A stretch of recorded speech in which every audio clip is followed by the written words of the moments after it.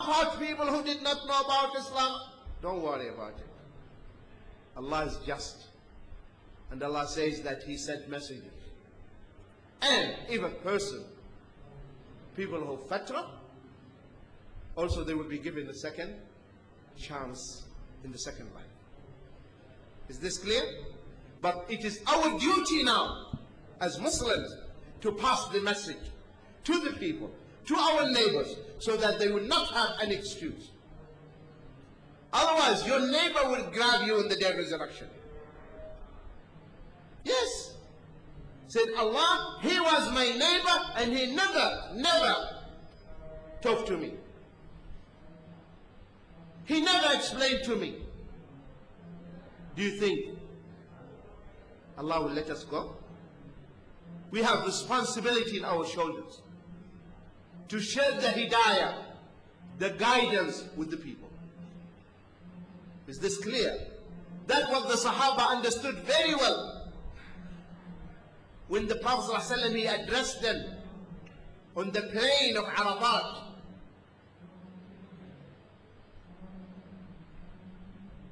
and he told them, those who are present should inform those who are absent. There were 100,000 companions on that Hajj.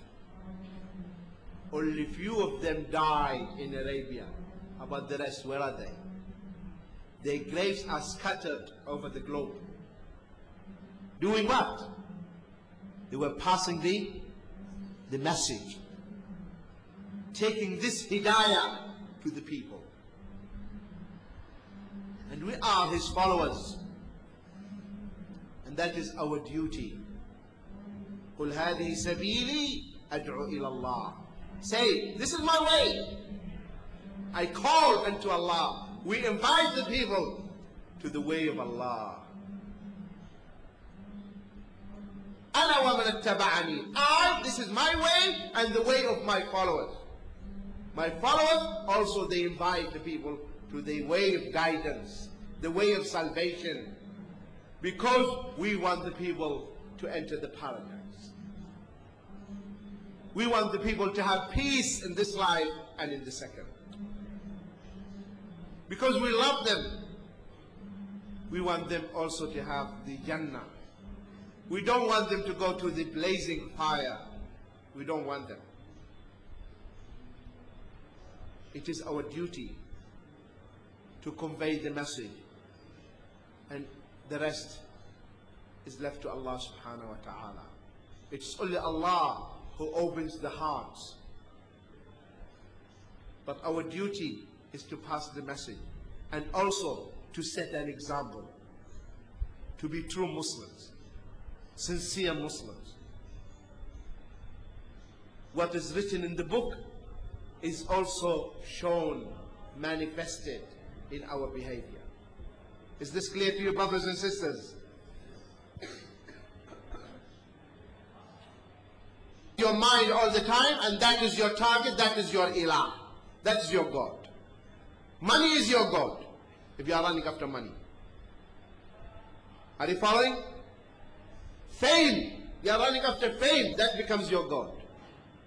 You are following your own desires, that becomes your God. As Allah says, أَفَرَأَيْتَ مَنَ التَّمْ inshallah. تَعِسَ عَبْدِ الدِّرْهَمْ تَعِسَ عَبْدِ الدِّينَارِ. Woe to him, the worshipper of the dirham and the worshipper of the dinar. Have you seen a person worshipping dirham and dinar? The pound or the euro or the dollar, prostrating for it? So what does it mean? That the motivation, what he's after, his goal, his objective is the dollar. So dollar becomes his God. Whether it is halal, haram, it doesn't matter. Is this clear? Are you following? So, here Allah, the Taghut is anything that is worshipped besides Allah. Anything. Also Allah said,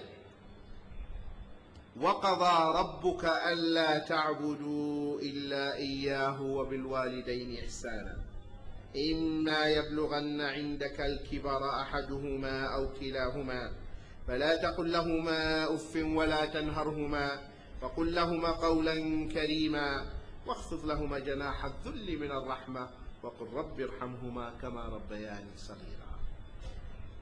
By the way, the author rahimahullah, he formulates the titles. You have to be very careful and concentrate.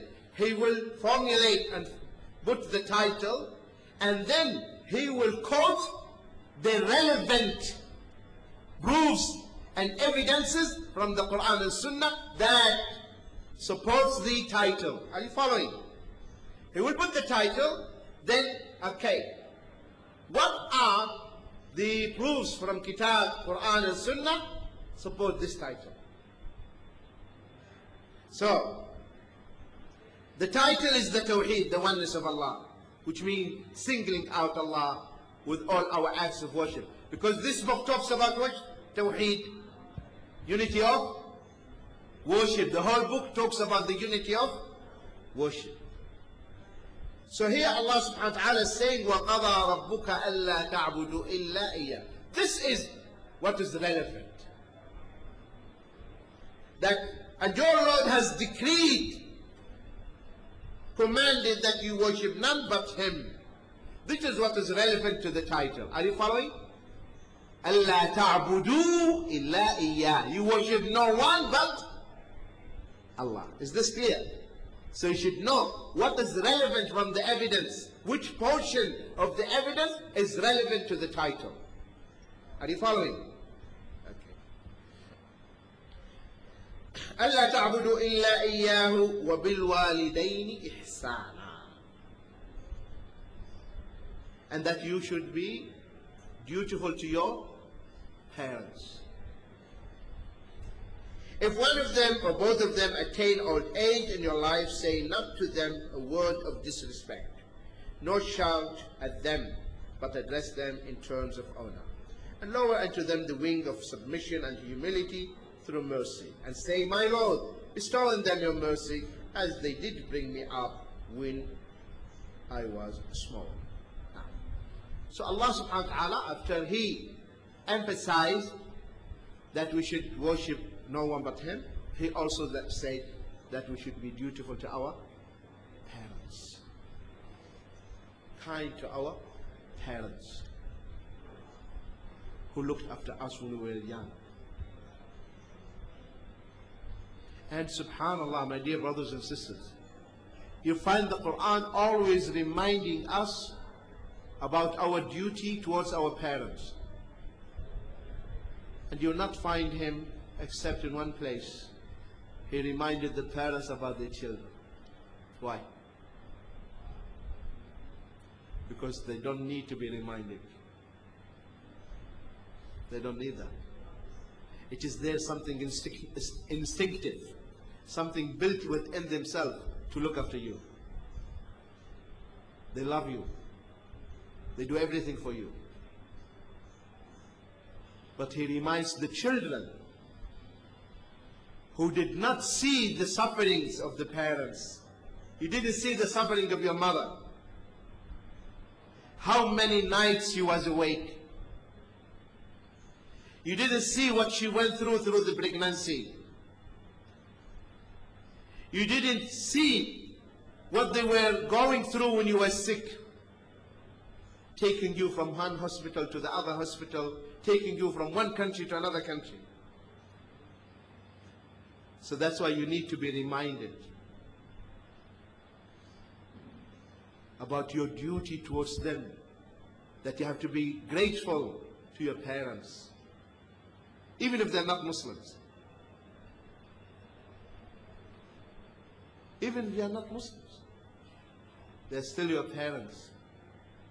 And subhanallah, if they are not Muslims and Allah guided you, you should actually serve them more and be dutiful to them more, so that they will love Islam.